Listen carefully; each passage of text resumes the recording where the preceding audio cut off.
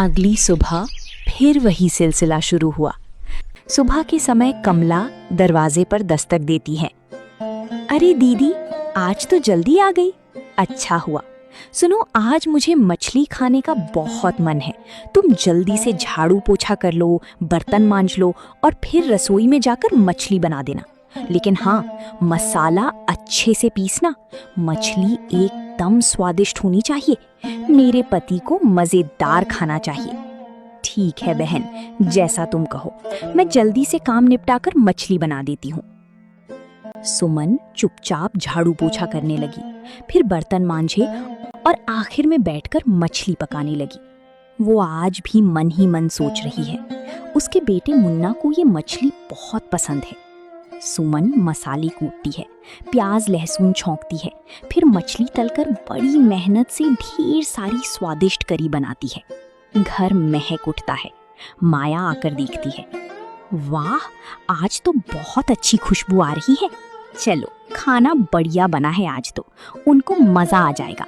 तुमने तो आज बहुत मेहनत कर दी। रानी और उसका पति आराम से बैठकर मछली खाते हैं।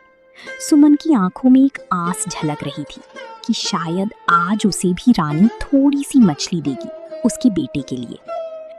शाम के वक्त सुमन अपना काम पूरा करके घर जाने लगती है। रुको दीदी, आज तुम्हारे लिए भी कुछ है।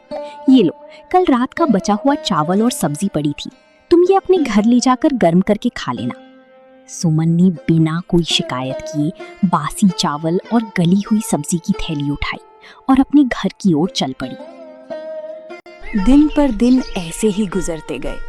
सुमन हर सुबह रानी के घर काम करने जाती और लौटते वक्त रानी कुछ ना कुछ बासी या खराब खाना उसे देकर भेजती। सुनो दीदी, कल तुम जरा सुबह सुबह जल्दी आ जाना। मेरे पति को व्यापार में बहुत बड़ा लाभ हुआ है, इसलिए कल हमारे घर पूजा का बड़ा आयोजन होगा। बहुत सारे मेहमान आएंगे, ढेर सारी मिठाइयाँ और पकवान बनने हैं। समझी ना, मुझे तुम्हारी पूरी मदद चाहिए। ठीक है बहन, जैसे तुम कहो। मैं कल सुबह जल्दी आ जाऊंगी। जो भी काम होगा पूरी मेहनत से करूंगी।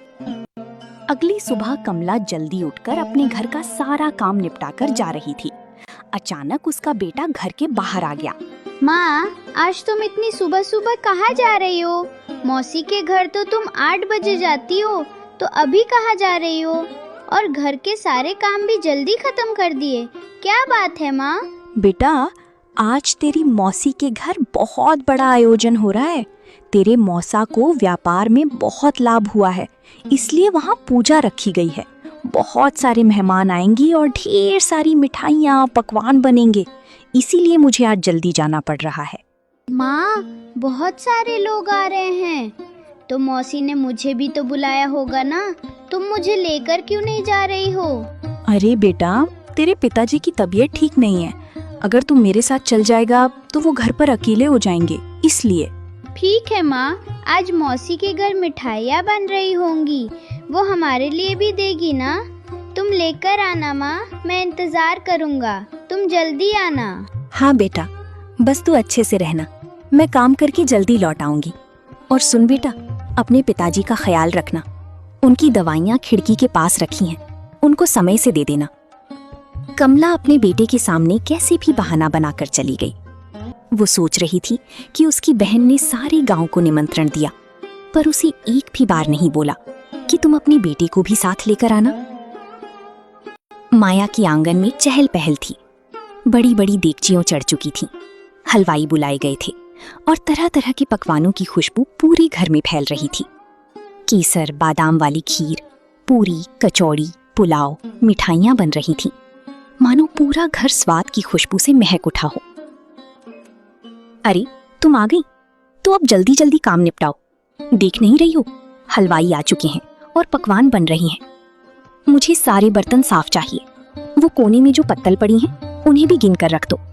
आज हमारे घर बहुत मेहमान आने वाले हैं, कोई कमी नहीं रहनी चाहिए। सबसे पहले तुम घर की बाहर झाड़ू लगाओ, फिर जहाँ पूजा होगी वहाँ झाड़ू पोछा करो, फिर पूरा घर साफ करना।